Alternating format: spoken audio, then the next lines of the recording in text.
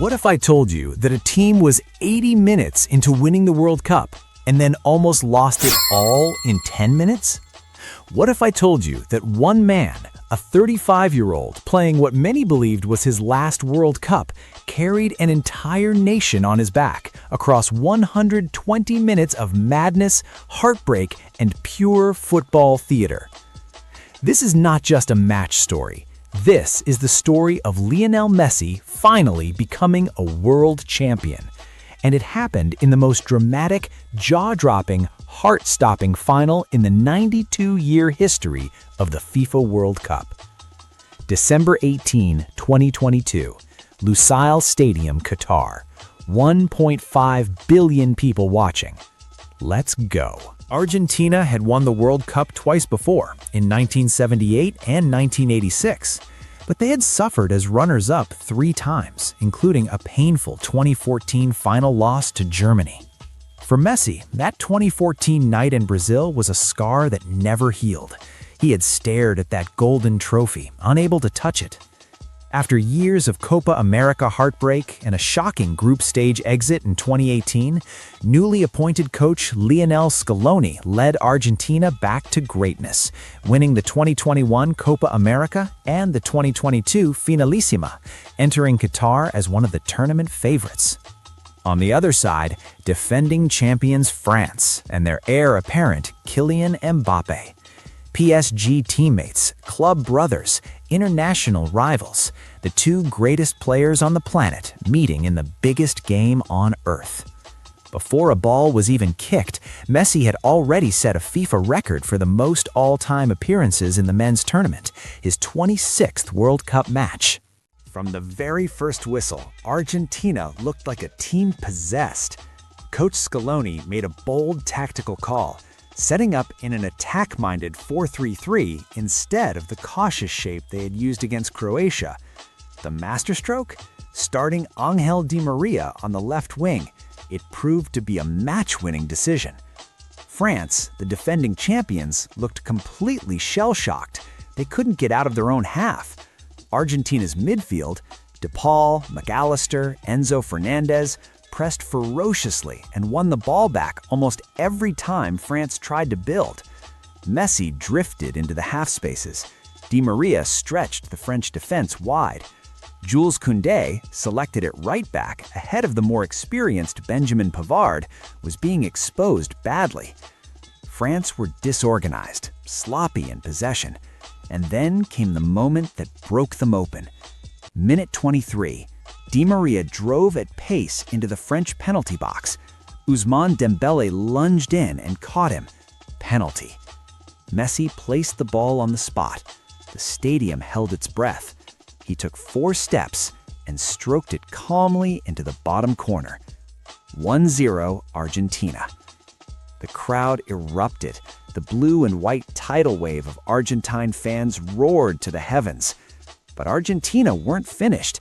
They were playing some of the most fluid, confident football the World Cup had seen all tournament. The second goal was pure art. Minute 36, a sweeping, precise team move involving 7 players carved France apart from right to left. The ball found Di Maria in the penalty area, and he slid it home with the composure of a man who had been waiting his whole career for this moment. 2-0 Argentina. On the bench, Messi punched the air. Di Maria ran toward the corner flag with tears streaming down his face. A man who had been left out of the 2014 World Cup final through injury, finally getting his moment. It was beautiful. France had barely existed in the first half. They looked broken. Argentina looked like champions. At halftime, Didier Deschamps made changes.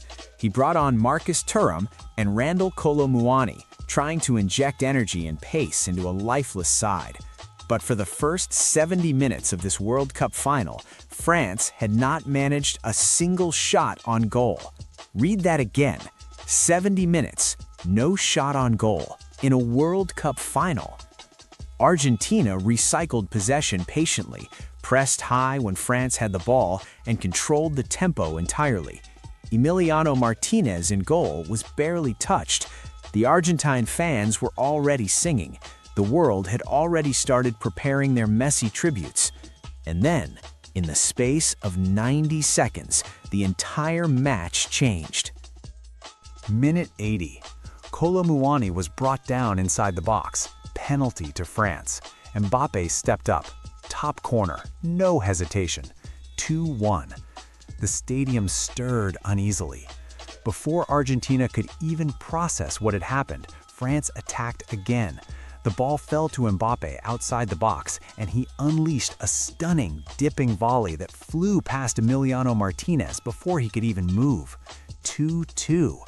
2 goals, 90 seconds, from a team that had not existed for 79 minutes, from a player who had been invisible and then, in a blink, became unstoppable. The Argentine players looked like men who had been told a dream was theirs, only to have it snatched away at the last second. And just like 2014, history was threatening to repeat itself. Both teams were exhausted. Both teams were emotionally shattered, but neither would surrender. The first period of extra time was nervous, tight, scrappy. Then came minute 108. Argentina broke forward. Lautaro Martinez drove into the box and fired a shot. Hugo Lloris got a hand to it, but the rebound fell directly to Messi. He swept it goalwards. The ball crossed the line. The referee checked his goal line technology watch for what felt like an eternity, then pointed to the center circle. 3-2 Argentina. The stadium exploded. On the bench, Di Maria, who had been substituted off, buried his face in his hands and wept openly. This felt like it. This had to be it. But Mbappe, relentless, ferocious, magnificent, had one more act. Minute 118, a cross into the box. Gonzalo Montiel stretched out his arm. Handball. Penalty. Mbappe placed the ball, paused, and with the coldest nerves imaginable, scored. In the cruelest theater in sport, 2 nations stood separated by a few kicks of a football. Messi walked up first. No hesitation, no nerves, just the captain leading his team, stroking it into the corner. Then Martinez went to work. He was not just a goalkeeper in this moment, he was a gladiator. He got into the heads of the French players before each kick, pointed, stared, laughed, rattled them psychologically in a way that would have been studied by coaches for decades to come. Kingsley Coman stepped up and Martinez dived the right way to push it wide. Aurélien Tchouaméni, one of France's calmest midfielders, stepped up next. He ran up, struck it, and sent it wide of the post. No goalkeeper required. Argentina scored all 4 of their kicks, Dybala, Paredes, and then the decisive moment. Gonzalo Montiel, the man who just minutes earlier had conceded the handball penalty that let Mbappe complete his hat trick. The man carrying the weight of that error on his shoulders. The scenes that followed were unlike anything football had ever witnessed. Messi dropped to his knees on the pitch. His teammates piled on top of him, screaming. The Argentine fans in the stands, wrapped in blue and white, many of them sobbing, roared so loud the stadium shook. Messi finished the tournament with 7 goals and 3 assists. He scored in every single knockout round, a first in World Cup history. He was awarded the Golden Ball as the tournament's best player. But more than any trophy, any record, any statistic, he finally had the one thing that had been missing: a World Cup winner's medal.